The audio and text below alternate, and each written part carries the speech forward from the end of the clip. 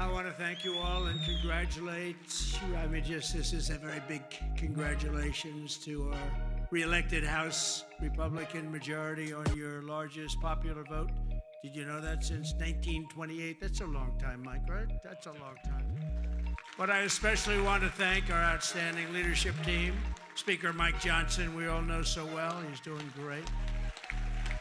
Majority Leader Steve Scalise, who's gone through so much.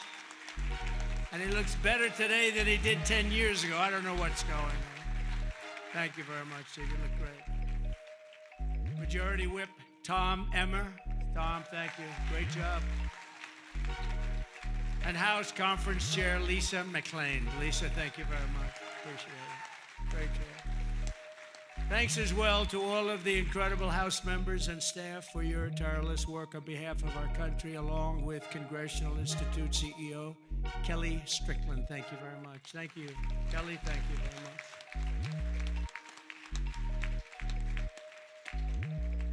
So we have Kellyanne Conway. Nobody knows Kellyanne. Does anybody know? Where's Kellyanne? She's around. Watch. She's so good. She's a good person, too. She's a good person, too.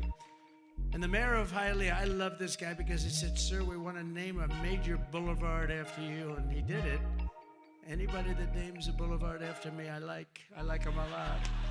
Esteban Bovo and Hialeah, mayor of Hialeah, thank you, wherever you may be. Esteban, where are you? Thank you. Thank you very much. Thank you. Great honor, actually. A lot of people come back from Hialeah, they say, they just named a road after you. I said, that's okay. It's a beginning, right? It's a start. With the help of everyone in this room, we've just won the most epic, consequential political victory in American history, according to a lot.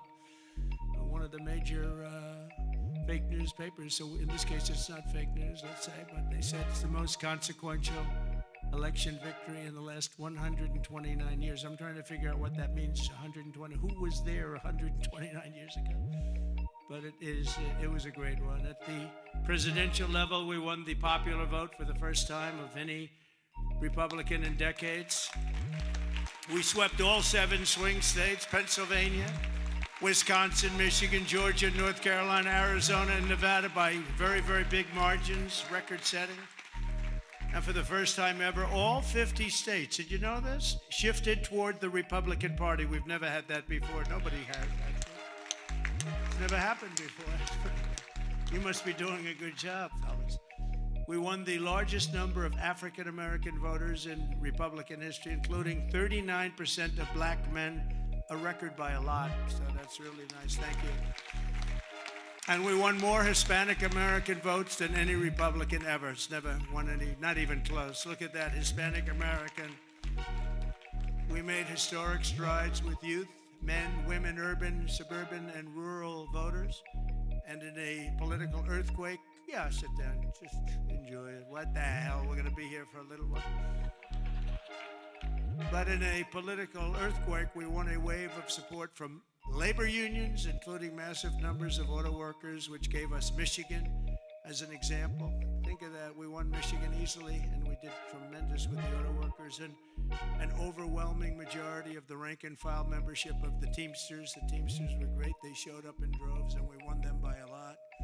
Together, we're forging a new political majority that's shattering and replacing Franklin Roosevelt's New Deal coalition, which dominated American politics for over 100 years. That's what we're doing. And what Mike said before, common sense. It is a little bit of common sense. Maybe it's a lot of common sense. Under our leadership, the Republican Party has become the proud voice of hardworking American citizens of every race, religion, color, and creed. We become the party of the American dream, wealth creation for everyone, not just the rich. If we do our job over the next 21 months, not only will House Republicans be reelected and expand our majority in 2026, we will cement a national governing coalition that will preserve American freedom for generations to come. There has never been anything like what's happened in politics in the last few years. Never been anything like it. Everybody, people of religion, everybody seems to be with us. I don't know how anybody could even vote for the other side. In many cases, they don't, but they do get credit for it. You'll have to think about that. I've raised a lot of money for the next race that I assume I can't use for myself, but I'm not 100% sure because I don't know. I think I'm not allowed to run again. I'm not sure. Am I allowed to run again, Mike? I better not get you involved in that argument. No, we raised a lot of money, a tremendous amount, and our teletown halls are something that's very special that nobody else is able to even contemplate using. We've gotten a lot of people elected with those teletown halls. We have 25, 30,000 people on just in a congressional area, and they win easy. It works for Elvis, the Beatles, and it doesn't work for anyone else, but it works for Trump. And we would have tremendous crowds on those calls, and I think I'll bet we got 35, 40 people elected because of the town halls. But I did say to them, and I said, this is the greatest, the person that sort of has the rights to it, and he happens to be a great Republican. I said, this is the greatest invention. This thing is going to make a fortune. He said, no, it's not that good, actually, because it only works for you. He said, actually, sir, it only works for you. Because somebody else they're not picking up, so I'm honored to have that privilege, and I used it carefully, but we've done a lot of the teletown halls for people, and I don't think we've ever lost one. Right? It's hard to lose one, even if you only get 5,000 or 6,000 people on a congressional race, but we've done them for states, we've done them for governors, and we've done them for senators. And we did a couple countrywide. I did a couple for myself countrywide. They're absolutely amazing, and we got the message out through that and lots of other means. We even got it out through TikTok. Has anyone ever heard of TikTok? I have a little bias toward TikTok right now, I have to say. So we won youth by the largest margin. No Republican, we generally don't win youth. We won by 36 points. Can you imagine that?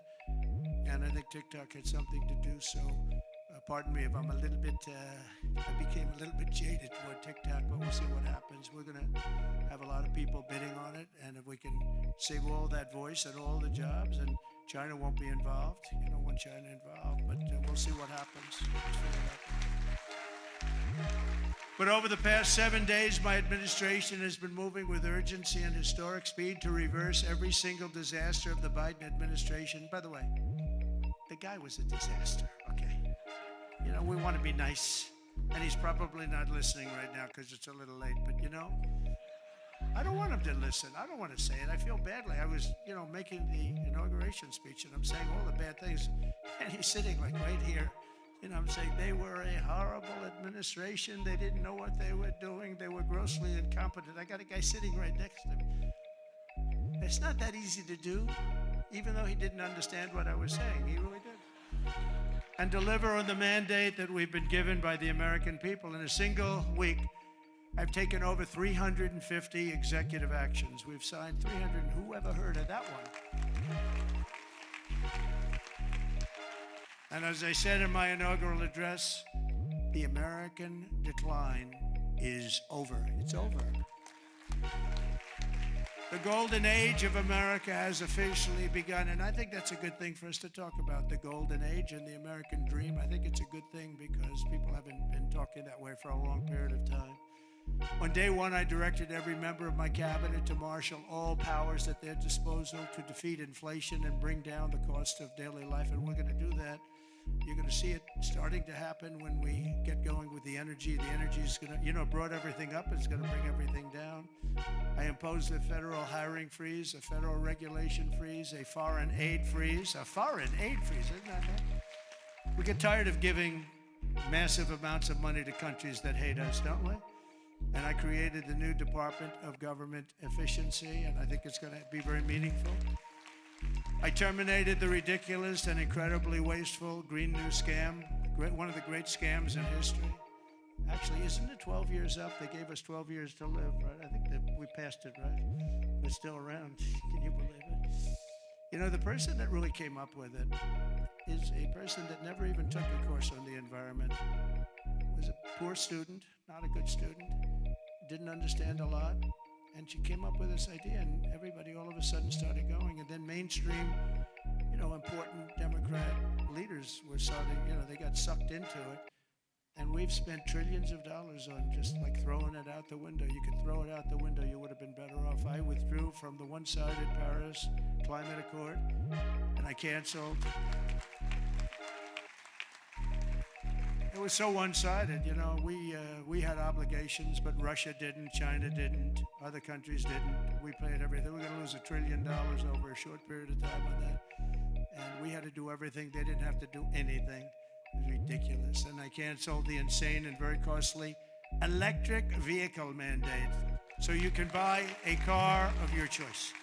If you like gasoline, go have it. And if you like hybrids are doing well.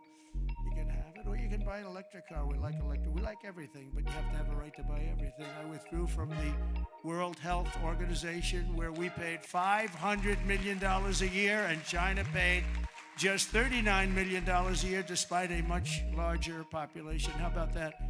So we're paying $500 million a year. China's paying $39 million a year. They have 1.4 billion people. We have, nobody knows what we have. So many people came across the border. Nobody has any idea.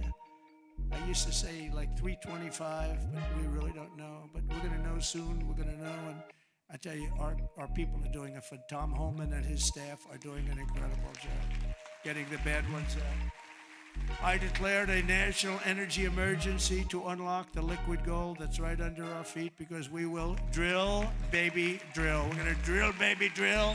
It's going to bring down prices. Your energy costs are going to go way down, and that'll happen, I think, relatively quickly. I'm going to give fast environmental approval for anybody building a plant for electric generation, and anybody that invests more than $1 billion will get super rapid approval. Not that they have to wait for 9 years, 14 years, like I approved LNG plants in Louisiana. They were waiting for so many years. It wasn't Louisiana's fault. It was some people that just wouldn't get them done. We've got a snail here, a tiny tree here, and I got it done in a matter of a few days. I actually got it done. It took them 14 years. I got it done in about 3 days. The people, as we called them, I'll never forget, I called them and I said, congratulations, you got your permit. What? They were so shell-shocked. They didn't know what the hell was happening. They're going to spend, and they spent about $16 billion on each plant, and they've been roaring since then. But we got them done in a matter of a few days. Over the past week, we've begun the largest deregulation campaign in history, far exceeding even the record-setting efforts in my first term. That was record-setting deregulation, and that was just as big as tax cuts as far as business and jobs were concerned, I'll tell you. I actually asked, you know, it's interesting because I actually asked some of the biggest businessmen in the country, I said, let me ask you, if you had the choice between the big tax cuts, you know, we cut it from 40% to 21%. We're going to cut it further, but we cut it down to 20. Everybody said that would be impossible. The people on the stage helped us with that one a lot. But I said, if you had your choice of that or the big deregulation cuts, what would you take? These are the guys that run the big companies, the big oil companies, the big companies of every kind. I said, would you take the big tax cut or the big cut in regulations? And I've never had anybody said they'll take the tax cut. They took the regulation cut. I'll bet I asked that question 100 times to 100 of the biggest people. They always said, sir, we'll take the regulation cut. You opened us up, you let us create all these jobs that we've all seen happen. So it was even bigger than the big tax cut. I also signed an order to end the weaponization of our government against the American people and investigate all abuses of power. And I stopped government censorship once and for all, and we brought back free speech to America. That's what happened, and we're going to bring it back. Because we didn't have free speech. We didn't have free speech. I mean, I was investigated more than any human being in history. Alphonse Capone was a baby. Now, this was a serious killer, Scarface. You've all heard of Scarface. He had a scar for a reason. He didn't play games, but he was Scarface. Of course, nobody ever called him Scarface to his face. They said, Al, you look great today. Guy had a scar that was like 2 inches thick that ran from here to here. And they say, Al, you look fantastic. But Scarface was not investigated as much as your president was investigated. And it turned out to be a positive thing for me. Can you believe it? It turned out to be, we got a lot of votes. I think we got a lot of votes because they saw it was weaponization. It was a fight against a political opponent. I ordered the end to all of the lawless diversity, equity, and inclusion nonsense policies across the government and all across the private sector and the military. we got it. We're getting it out, and we've gotten it out pretty much. We did that in 1 week. It wasn't that easy, but everybody wanted it. People that were strongly in favor of it, I thought, called me and said, "Thank God you got rid of that. That was so bad.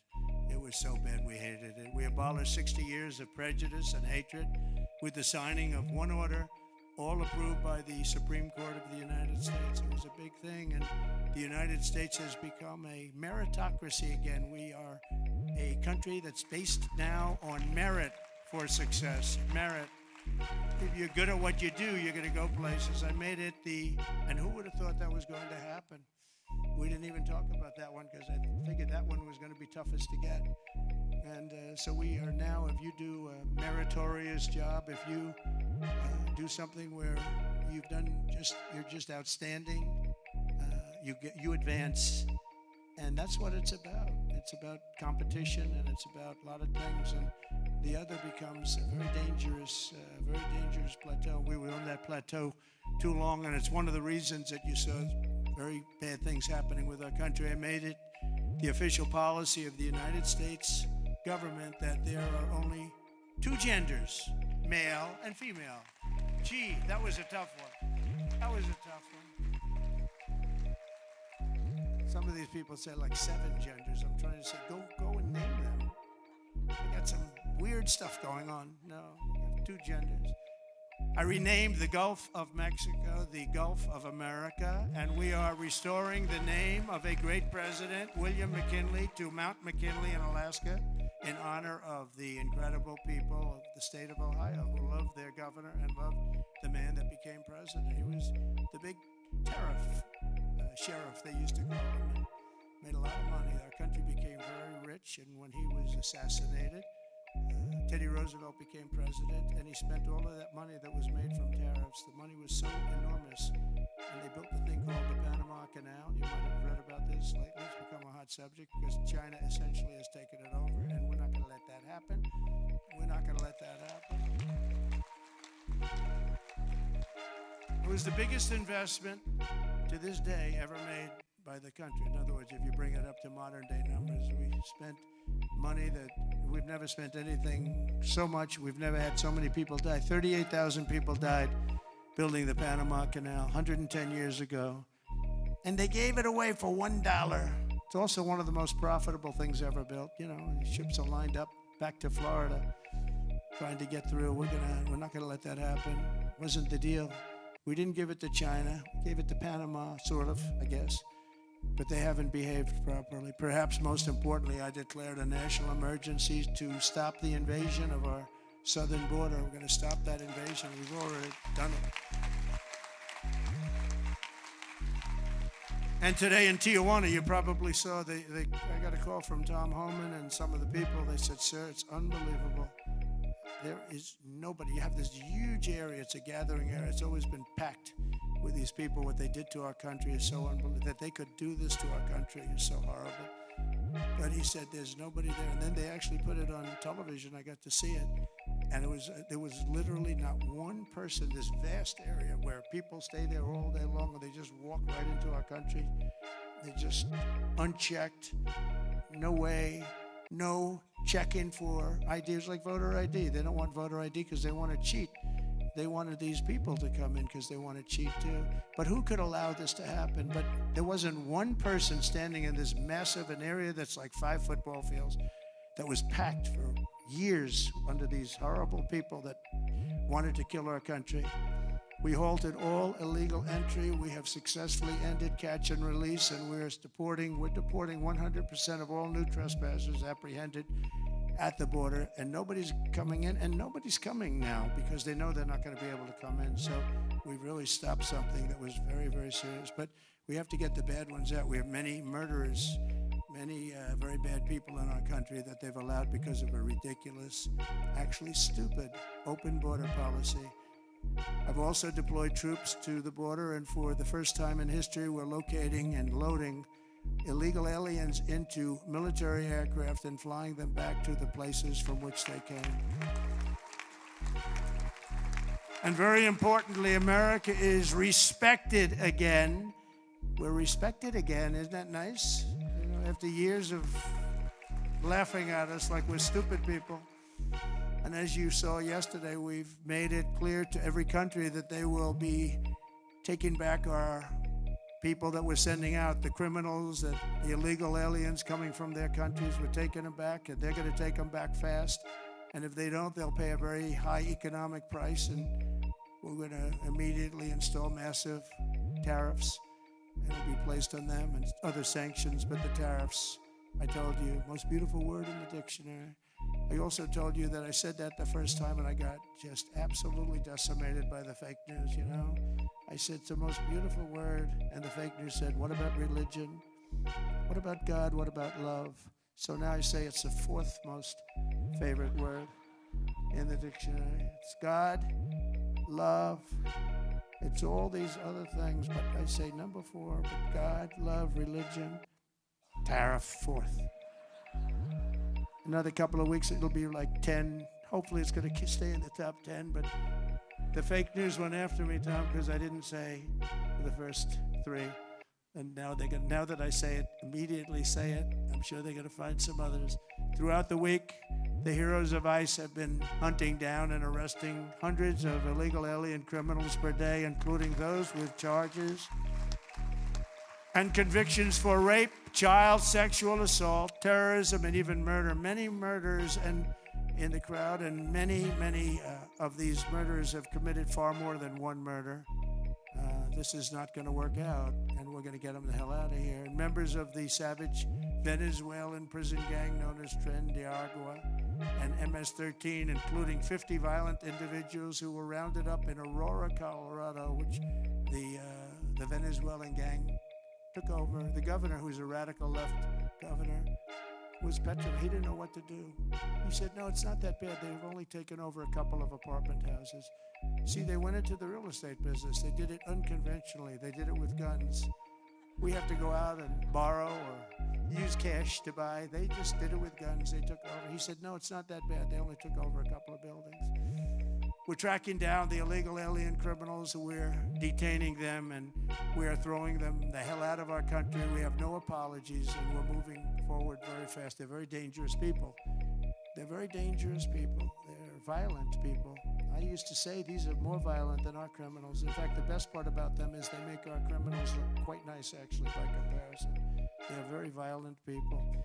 We also have many violent criminals in our country, however, that did not necessarily come here illegally, but have been arrested 30 times, 35 times, 41, 42 times in a couple of cases, 25 times, 18 times, many for murder, other heinous charges such as pushing people into subways. As the train's coming along at 45 miles an hour, boom, you get pushed into the subway. They had it last week. Hitting them in the head with baseball bats while they're not looking, punching old ladies in the face, knocking them unconscious and stealing their purse. They even break into apartments and rape elderly women and beat up elderly men, beat them to hell. And I don't want these violent repeat offenders in our country any more than I want illegal aliens from other countries who misbehave. And I say, and this is subject to getting it approved, but if they've been arrested many, many times, they're repeat offenders by many numbers, I want them out of our country. I also will be seeking permission to do so. We're going to get approval, hopefully, to get them the hell out of our country along with others. Let them be brought to a foreign land and maintained by others for a very small fee, as opposed to be maintained in our jails for massive amounts of money, including the private prison companies that charge us a fortune. Now, let them be brought out of our country and let them live there for a while. Let's see how they like it. You'll see crime all over the country dry up. Essentially, that's what Venezuela and other countries are doing. They're getting rid of their criminals and putting them into the United States of America. And their crime is down by almost 80%. We're going to restore law and order in America, and we want to bring back the death penalty for these horrible people that kill people. They kill people. It's always a tough thing to say because I don't like it. Nobody likes it. But if you don't do it, we're just looking for trouble. I spent a lot of time with President Xi, and I'll never forget in my first meeting, I said, you have a drug problem. No, we have no drug problem. Why is that?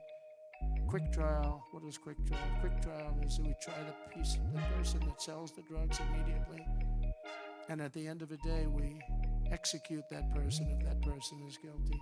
We have no drug problem whatsoever, and that's the most severe case. But wherever you have no drug problem, you have the death penalty. So, and drugs causes a lot of the crime. A lot of the crime in our country is caused by drugs. It's a terrible situation. Comes through the southern border. Most of it is fentanyl coming in from China. And you know, it's very interesting. China, when I was with President Xi, I had a deal worked out with him that they were going to give their maximum punishment, which is the death penalty to anybody making fentanyl and sending it into the United States. Then we had a very unusual result in an election. We had a rigged election. We had a very unusual result, and that went nowhere. It was all set to be, he would have absolutely done it. He was ready. We shook hands on it, and then Biden, of course, didn't follow it up. He didn't follow anything up. But if that would have happened, you would have had a lot less fentanyl deaths, I can tell you. You would have had very little fentanyl coming into the southern border. Last week, I also signed an order that will designate the cartels as foreign terrorist organizations. That's a very big designation. And as we are fighting hard to get birthright citizenship or automatic citizenship for the children of illegal aliens, that's another way. It's automatic citizenship for children of illegal aliens. That's the other term that they use, which is actually more accurate, more understandable. And it's ridiculous. We're the only country that has it, and certainly the only country that has it to that extent. And it wasn't meant, if you look, it was really meant for children of slaves. This is when it happened. The children of slaves, it was not meant for everyone to come into our country by airplane or charging across the borders from all over the world and think they're going to become citizens. It's not meant for that. It wasn't meant for that. And hopefully at some point the courts will understand that without having to go through a whole big deal. This was meant for the children of slaves. And look at the timing of it and you'll see, and I hope judges will understand that. And it has to stop because it's really hurting our country very badly. In the coming weeks, I'm looking forward to working with Congress on a reconciliation bill that financially takes care of our plans to totally and permanently restore the sovereign borders of the United States once and for all. This should include full funding for a record increase in border security personnel and retention bonuses for ICE and Border Patrol. These people are incredible people. I got to know them so well. I was on the phone with them all the time when I was president. When she was the border czar, she never called them. Remember? We went like 4 years and they started asking her, did you ever speak to him? No. We asked the Border Patrol, did you ever speak to the head of the Border Patrol? Did you ever speak to the vice president who was your border czar? No, I never got to speak to her. This was a terrible thing that was going on. This was a con job. We also need a massive increase in the number of detention beds and funding for all border security infrastructure and barriers, including the completion of the border wall. We did 500 miles of wall, and that's one of the reasons we had the lowest number. You remember the famous chart that I looked to my right, bring down the chart, and I looked to my right, something went right by but that chart, I don't know if they have it now, frankly, I didn't tell them to bring it, but they're very competent people, they might. If you have the chart, put it up. If you don't, that's okay too. But that chart showed that we had the lowest number of illegals coming into our country in history. And I love the chart. Even if it didn't show that, I would have loved that chart, because that chart, I wouldn't be here right now without that particular chart. But it was pretty amazing. It was really amazing. And we did a great job. We had the lowest, the week I left office, we had the lowest number of illegal immigrants coming into our country that we ever had. Simultaneously, we must make a record investment in interior enforcement, including deportation flights and aircraft, as well as funding for our new task force to eradicate the presence of foreign gangs. We have some of the worst foreign gangs. It's not even believable. And criminal networks that have brought devastating crime to American soil. We're getting them all out. I won on that, you know. It's like some people explain it very well. They say, gee whiz, you know, they look at the people. As you know, in Colombia, they agreed with us almost immediately after I got involved. And Marco Rubio and I worked together. He did a great job. And we really did. And Mike Waltz, we have a great group of people. But we were being scolded because we had them in shackles.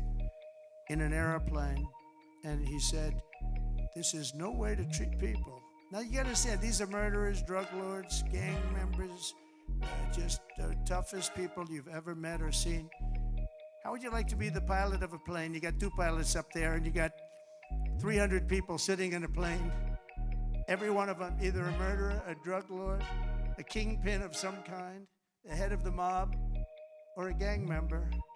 And you're flying that plane. It's not going to end well. You ever see the movie Con Air? That's what, yeah. Except here's the difference. The people in Con Air were actors. They weren't nearly as tough as these guys. I would say that that plane would be gone before it ever left. Those pilots would be gone before it ever left. So they don't want us to shackle them. I don't want to be in that plane. I want to thank every Republican House member for voting to pass the Lake and Riley Act, first enforcement only bill that's been passed in 3 decades. I met the parents of Lake and they were incredible people. They were just so devastated. I mean, can't even explain to you. You can't say somebody's life is over, but essentially their life is so different, and it can never be the same. She was beautiful. She was great, great person. But to have a bill of such importance named after her is a great tribute. But what these parents, and you know, you have so many of them, where they've lost a loved one to crime, but to this new form of crime, criminal, illegal aliens. It's massive. The numbers are massive, and you add that to the crime we already have. This shows the potential for additional enforcement bills that will help us crack down on criminal aliens and totally restore the rule of law in our country. I'm also eager to get to work with Congress on the largest package of tax cuts and reforms in American history. We got to get that done. And we don't want to get hung up on the budget process. We just want, whether it's one bill, 2 bills, I don't care. Let these guys, they're going to work it out. They're going to work it out one way or the other. But the bottom line, the end result is going to be the same. We want to have all of those benefits. And we want to keep people's taxes low and actually make them lower. And that's not just rich people, that's everybody. It's frankly, proportionately the lower scale, much more so than a higher scale. Not only must we permanently extend the Trump tax cuts, you know, if we don't, you're going to have about a 60% tax increase. But I also intend to keep my promises, starting with no tax on tips, no tax on Social Security, and no tax on overtime. We're working very hard to get them done, and we are. I went to Nevada just this last couple of days. I started off in North Carolina because I didn't want to forget the people of North Carolina were treated so badly by FEMA. And they came to me, they said, "Sir, you're going to California tomorrow." I said, "Well, what about North Carolina?" "Well, we'll do that another time." I said, "No, we won't. I'm stopping in North Carolina first." And we stopped there. We met great people. Franklin Graham has done a fantastic job. He's done a great job, but others also. And I met people that were devastated. The Democrat Party with FEMA, their FEMA did absolutely nothing. And we have that worked out. Your congressmen are helping very much there. Your 3 Congress people are working very hard on that whole thing, along with Michael Watley. And Laura wants to be involved too. Laura Trump, she's doing a great job. She's done a great. Michael and Laura have been unbelievable as the head of the RNC. They've been unbelievable. Unbelievable. You know why I picked Michael? I said, who ran North Carolina? Tell me, because in the 2016 election, we did so well, and then in 2020, we did great in North Carolina. But others, we watched, ping. What the hell's going on? But with North Carolina, and when he had 600 lawyers, 601 lawyers working for him, and they didn't play games in North Carolina, I said, that's the guy I want to run it. And Michael Watley has done an unbelievable job, and he worked with Laura so well. She comes from that state, from North Carolina. They've done such an incredible job. So thank you very much. I want to just thank you in front of leadership. Incredible. And I really don't want to give him another job, to be honest. That's the most important job. He said, "Sir, I'll go anywhere." I said, "I don't want you to go anywhere. I want you to stay where you are. We'll give you plenty of money to get the job done, right? But we don't want to lose him. I mean, he's really he could do anything actually, but a very talented person. There's nothing more important because we have to win in 2 years or we have to win in 4 years. There's nobody better to head it up. So thank you very much, Michael, and really stand up. We're just an incredible job. Really amazing. I wanted to save that for leadership because I say it all the time. People don't know what the hell I'm talking about, but leadership knows what I'm talking about. And it's really incredible. The two of you as a team are unbelievable. Our administration will also be working to implement the Make It in America plan that I outlined very successfully in my campaign.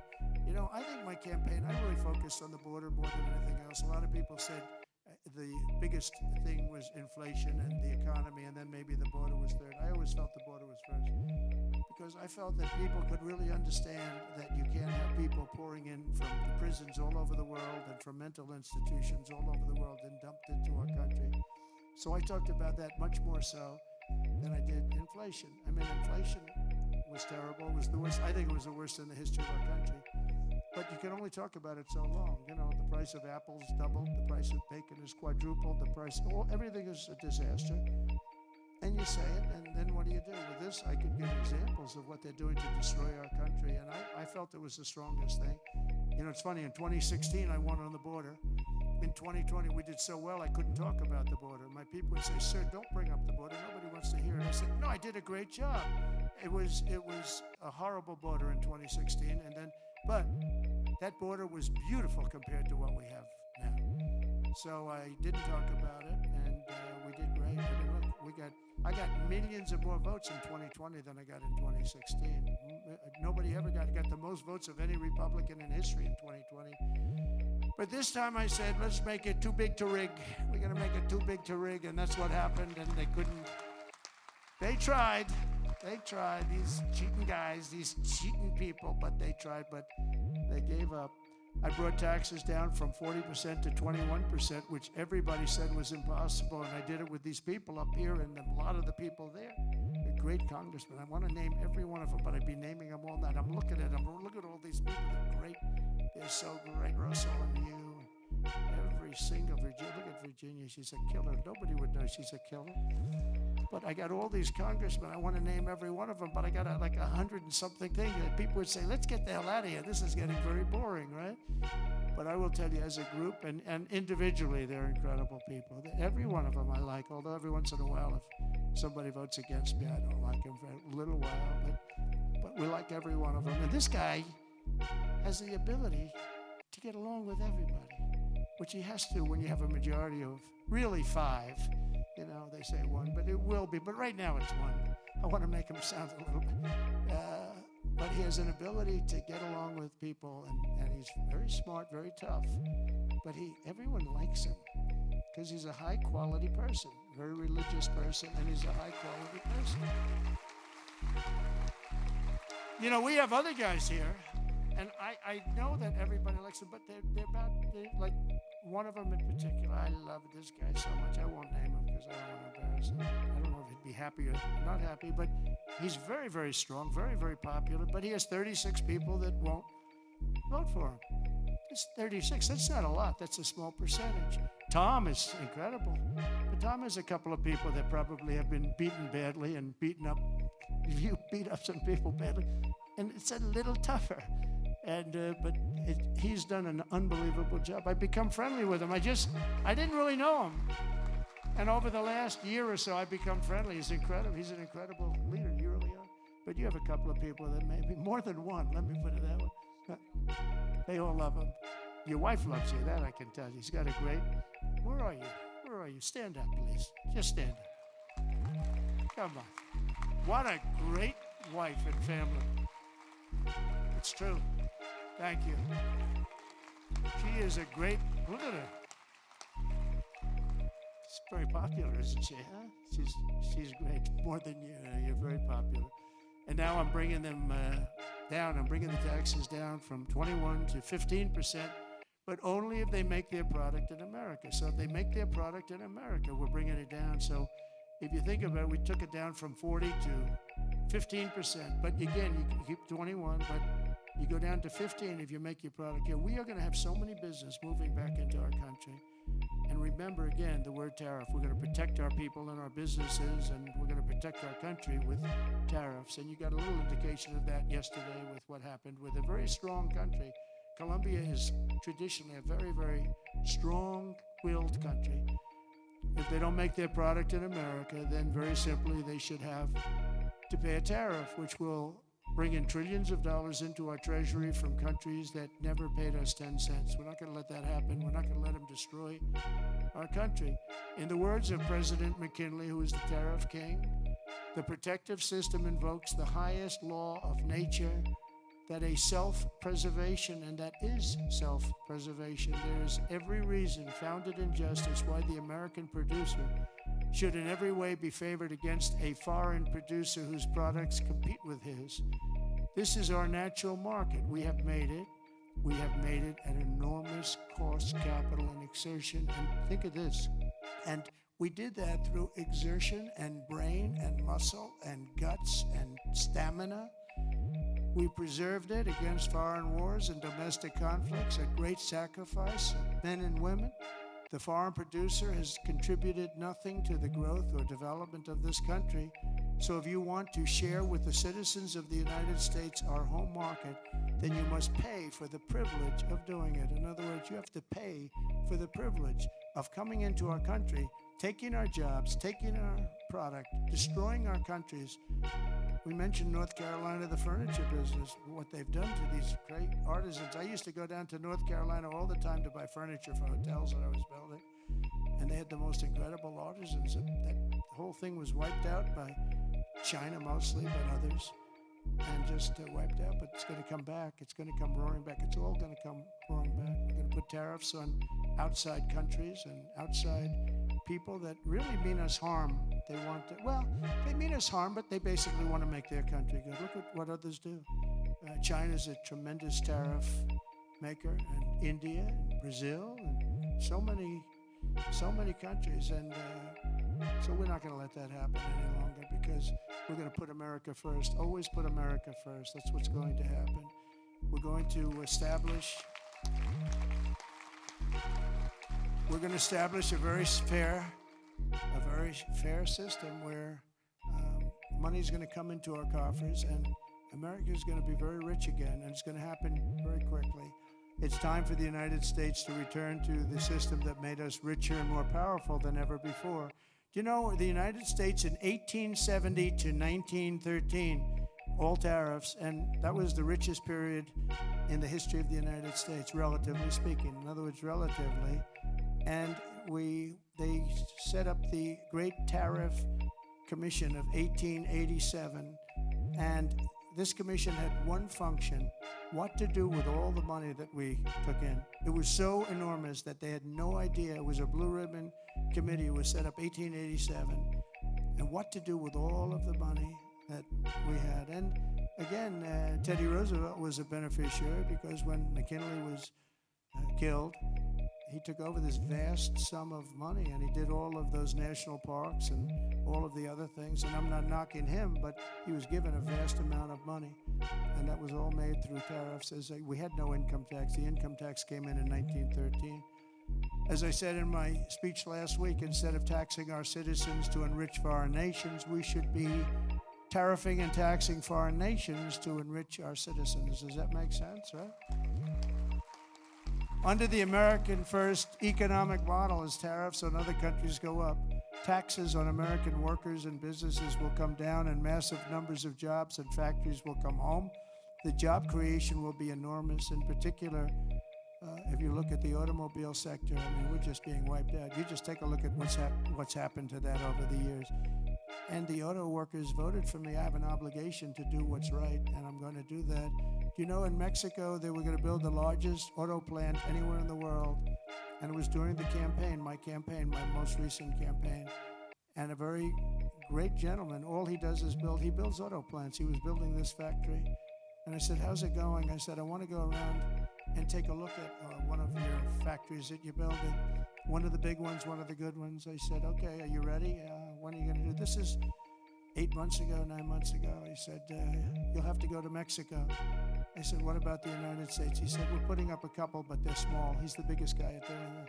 He said, in Mexico, they're building massive automobile factories. I said, you mean they're doing it? And who's the owner of the factories? He said, mostly China.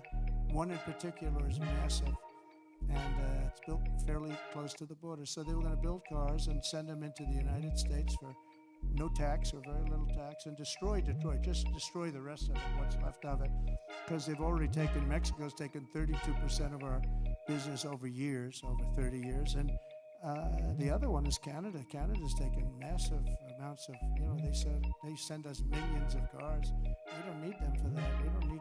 We want to have the cars made in Detroit or South Carolina or many other locations, whether it's union or not union. But I said to him, so when is this plant going to open? He said, well, we're going to start it in a couple of months, and it'll be open in about a year and a half.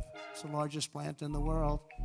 I said, I'm not happy with that. And I said, in my next speech, that I am going to charge them if it takes 100% or 200%. No car is coming in from Mexico into the United States without a massive tariff. And I said it 3 or 4 times. And what happened is about 2 months later, I see that same gentleman who was in the audience, and I said, I want to see him backstage after I'm finished with the speech. And I met him backstage. I said, John, let me ask you, what happened with that plant? Where is it now? He said, sir, China's canceled it. Why? Because they think you're going to be elected, and they thought you were going to charge big tariffs on the cars coming in, and it doesn't work if you're going to charge. So they canceled the plant, and Detroit now will breathe, and we're going to do just the opposite. We're going to have these companies come in, and they can build that plant if they want, but they have to build it across the line. They have to build it in the United States. Amazing. Amazing. We did so many things, and we weren't even elected yet. That would have been a disaster. If that plant were built, it would have been a disaster. That would have wiped out. That was bigger than most of the factories put together, the auto plants put together. In particular, in the very near future, we're going to be placing tariffs on foreign production of computer chips, semiconductors, and pharmaceuticals to return production of these essential goods to the United States of America. They left us and they went to Taiwan, which is about 98% of the chip business, by the way. And we want them to come back. And we don't want to give them billions of dollars like this ridiculous program that Biden has. Give everybody billions of dollars. They already have billions of dollars. They've got nothing but money, Joe. They didn't need money. They needed an incentive. And the incentive is going to be they're not going to want to pay a 25, 50, or even 100% tax. They're going to build their factory with their own money. We don't have to give them money. They're going to come in because it's good for them to come in. They're giving them money. They don't even know what they're going to do with it. I had people tell me, we have no idea. We didn't need money. They don't know if they're probably going to use the money to build in other places, other countries. It's a ridiculous plan, very expensive and ridiculous. The only way you'll get out of this is to build your plant. If you want to stop paying the taxes or the tariffs, you have to build your plant right here in America. That's what's going to happen at record levels. We're going to have more plants built in the next short period of time than anybody ever envisioned before, because the incentive is going to be there, because they have no tariff whatsoever. In fact, they have help from us if they build their plant in America. And we're going to look at pharmaceuticals, drugs. We're going to look at chips, semiconductors, and we're going to look at steel and some other industries. And you're going to see things happening. If I didn't put on the massive steel tariffs, you wouldn't have one steel plant right now in the United States. If I didn't put on the tariffs on washing machines, dryers, and the like, you wouldn't, in Ohio, you would have lost all of those companies that made washing machines and dryers. Jim Jordan is the one that got me started. Was Jim here by any chance? Is Jim here? Where's Jim? Where's Jim? Oh, look at him. Wow. That's not a great seat for a man of such power. Do you know that Jim has he's a great wrestler.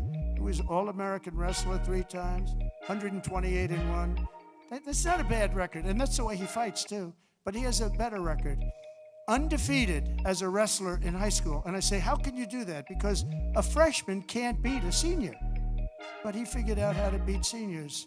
So I stand up again, Jim. Let's give you a hand as a wrestler. As a wrestler, big hand. As a politician, very good. But Jim, is it true that we went up there, remember we had 25,000 people standing in the streets in this little beautiful town with Whirlpool, right? And they were going to close up their factories because South Korea was dumping washing machines and other things like that and they were dumping. And we put a 50% tariff, and it's 75, even 100%.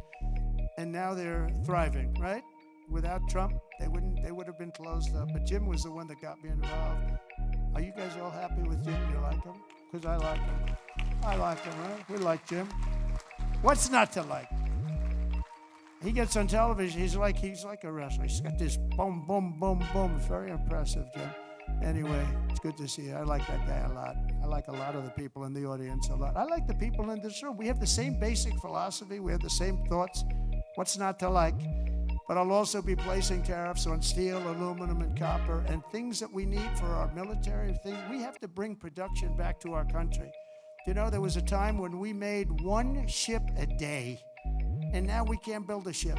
We don't know what the hell we're doing. It's all gone to other locations and other lands. And to further return production to the United States, we're going to environmentally free up our rare earth minerals. We have some unbelievable sites. We have some of the best rare earth anywhere in the world, but we're not allowed to use it because the environmentalists got there first. They said, you cannot touch that land.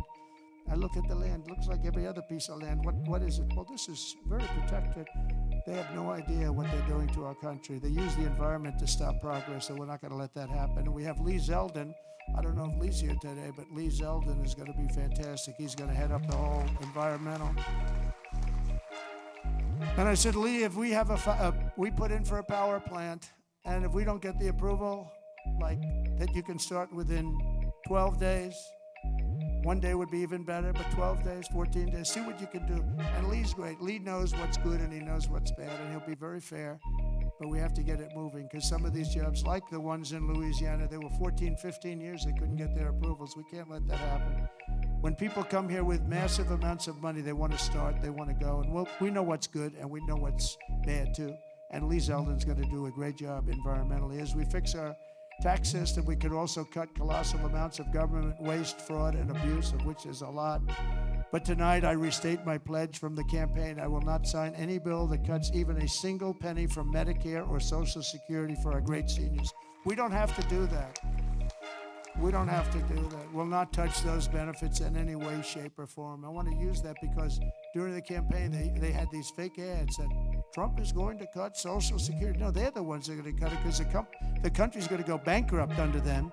And that's why it's going to cut, because they're not going to have a choice. Not that they're saying we're going to cut it, but our country was heading for absolute bankruptcy.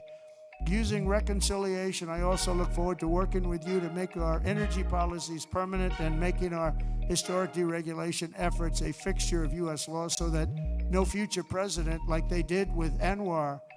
I got Anwar approved. Nobody could do it, including Ronald Reagan in Alaska. It's the largest site, potentially the largest site in the world, larger than Saudi Arabia.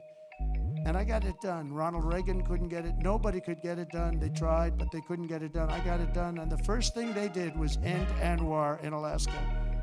The biggest, most powerful site maybe anywhere in the world, and we got it done, and we're going to get it done again very quickly. Now, I think I do it with an executive order, because they didn't go through Congress. I got it approved through Congress. So I think we get it done fast. But it's going to be, that can supply all of Asia with its location. All of Asia can be supplied by Anwar. So there's so many things, but we don't want to have any future president ever sabotage our economy with out-of-control regulations, as the last two Democrat presidents have done. They went crazy. Last week, I signed an order revoking Joe Biden's destructive artificial intelligence regulations, so that AI companies can once again focus on being the best, not just being the most woke. And today and over the last couple of days, I've been reading about China, and some of the companies in China, one in particular, coming up with a faster method of AI and much less expensive method. And that's good, because you don't have to spend as much money. I view that as a positive, as an asset. So I really think if it's fact and if it's true, and nobody really knows if it is, but I view that as a positive, because you'll be doing that too. So you won't be spending as much, and you'll get the same result, hopefully. The release of DeepSeek AI from a Chinese company should be a wake-up call for our industries, that we need to be laser-focused on competing to win, because we have the greatest scientists in the world. Even Chinese leadership told me that. They said, you have the most brilliant scientists in the world in Seattle and various places, but Silicon Valley, they said, There's nobody like those people. This is very unusual when you hear a deep seek, when you hear somebody come up with something. We always have the ideas. We're always first. So I would say that's a positive. That could be very much a positive development. So instead of spending billions and billions, you'll spend less and you'll come up with, hopefully, the same solution. Under the Trump administration, we're going to unleash our tech companies and we're going to dominate the future like never before. And finally, we need to work together on a defense bill that once again fully rebuilds our military for our great warriors. We have to have a strong, strong defense.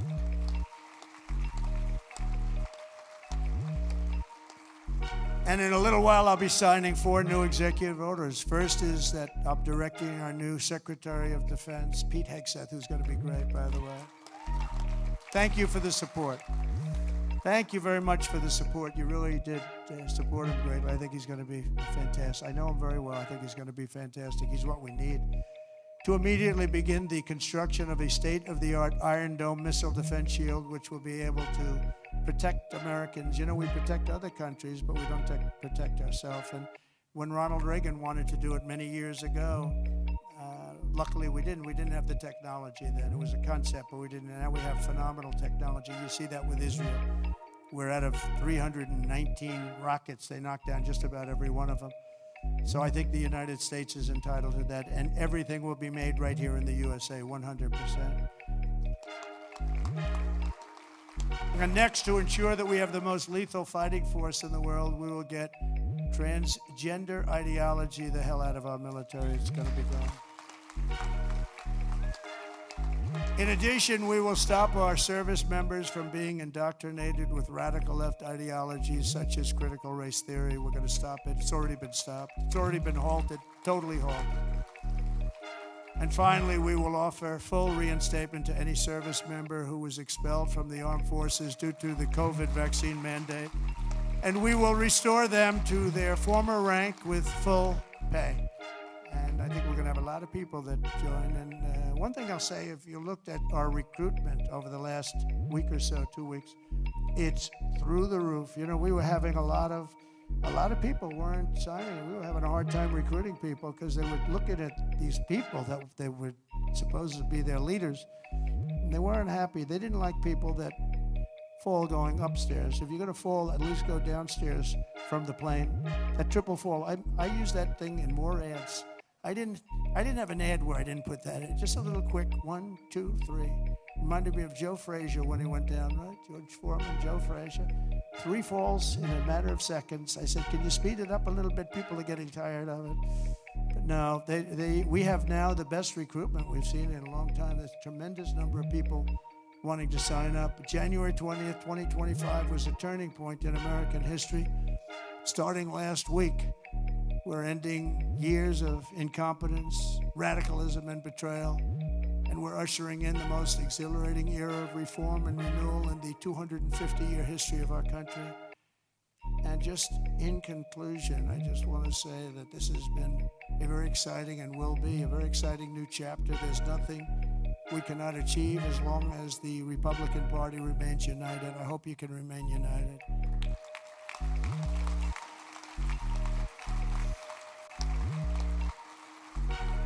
And it's one thing I give the Democrats a lot of credit for because, you know, they have lousy policy. I think, frankly, half of them are totally crazy. But they do stick together. They stick together on stuff that nobody can. I mean, how can you want prisons emptied out into our country? They stick together. They stick together on everything. Impeachment hoax number 1, impeachment hoax number 2. They stick together. Although I must tell you, you gave me great support during those 2 problems. Those 2 fake witch hunts, which have now turned out to be totally fake and disgusting. But you gave me tremendous support. But the Republican Party has to stick together. We just can't have people going, 1, 2, 3 votes. And we don't have that luxury. It would be different if we had a 20-point, 30-person majority, but we don't. We have to help leadership. And you can be assured that you have certain philosophies, that if you're going to have most of the people, almost all of them, voting for something, you're going to be okay. It's not going to be bad. You have to stick together. It's the one thing that I would say we don't get very high marks. Everything is so hard. We're always always have 2 or 3 or 5 or something, people that just don't want to do it. And you just got to do it. You just got to do it. Make life easy. You just got to do it.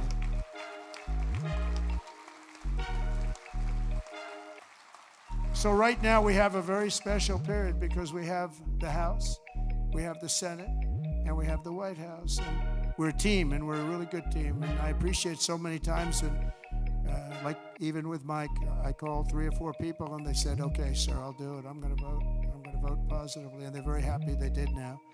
But when I called, we've gotten such a great response. We just had that happen with Pete Hegseth, and we have it happening with others. But we really appreciate it with the House. The House has been, it's a very difficult situation when you have that small a majority. But in a certain way, it brings you together. It actually can unify more than anybody would ever know.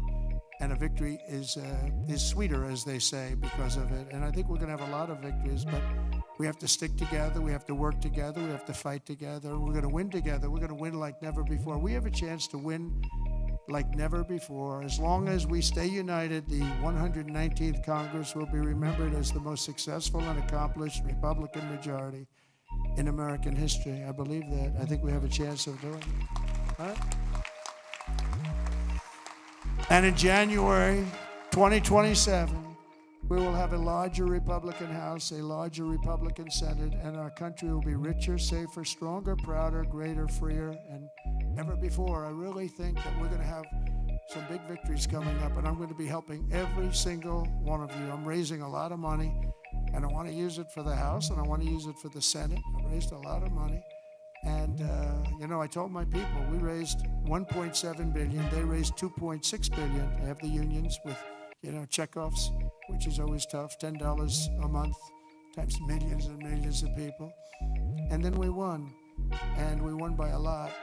And they wanted to go out, and they still haven't raised it. They're trying to raise $28 million. They cannot raise 10 cents.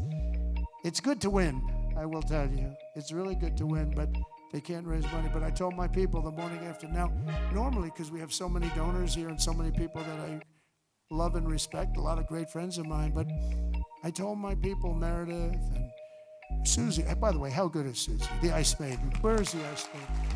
She is so great. She is so good. Stand up, Susie. The Ice Maiden, ladies and gentlemen.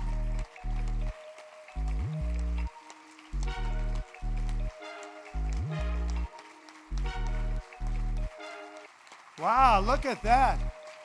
Most powerful woman in the world, they say. Most powerful woman in the world. She's made of ice. She's great. No, when I came to Florida, Florida was a Democrat state. Had a Democrat governor. They had one Democrat senator. It was largely a Democrat state. And through various reasons, I ended up with Susie running the campaign, and she was unbelievable. We won it in a landslide.